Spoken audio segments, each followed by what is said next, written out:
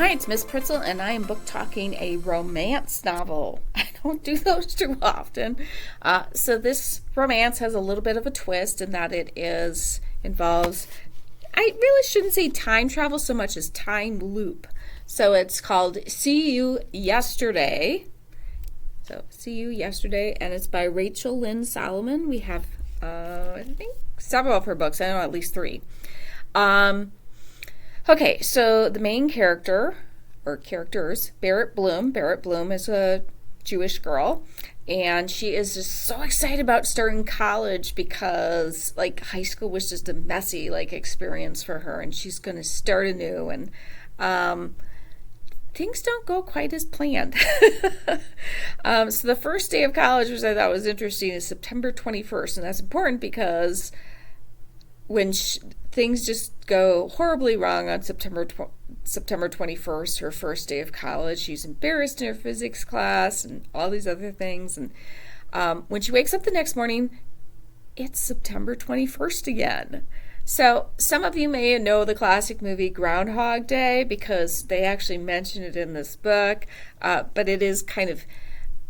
It's probably one of the best known ideas of this time loop thing where, not that you travel back in time or anything like that, but you just constantly are reliving the same day. And how do you get out of it? Do you do it by a good deed? And so Rachel gets caught up, how do I get out of this time loop?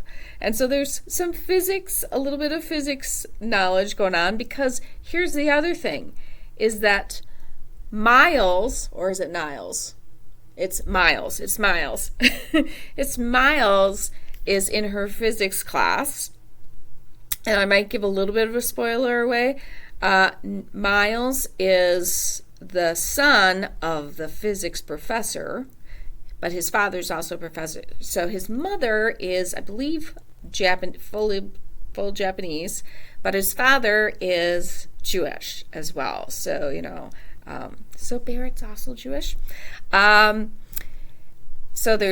he has some of that background with her, and it turns out that he actually is the first one to realize that he's been in a time loop far longer than she has, reliving the same day. But he's the one who realizes that she is also in this time loop, and so they kind of team up together, and so they're kind of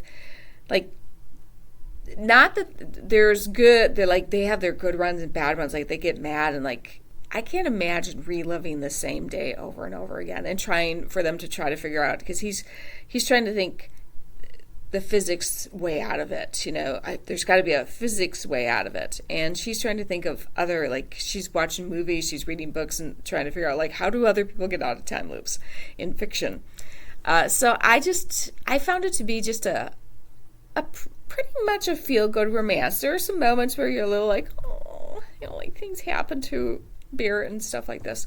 By the way, she was named after Elizabeth Barrett Browning. I think it has to do with her birthday. And her mother's favorite poem, I know that. So I just think it was an incredibly cute romance. So not a 100% novel twist in having a time loop, but not too many books really deal with it. And it's hard for me to think of one that's recently done it this way. So I really did enjoy this romance. It is, for the most part, a feel-good romance. And look, I'm smiling. So, like I said, it's called See You Yesterday, and it's by Lynn Solomon. And if maybe this is your genre, you want this book, you can check out this book or one of her other books. Or I'll help you find something else, because I love to help people find books. And it's my job to keep everybody reading. Have a fabulous day.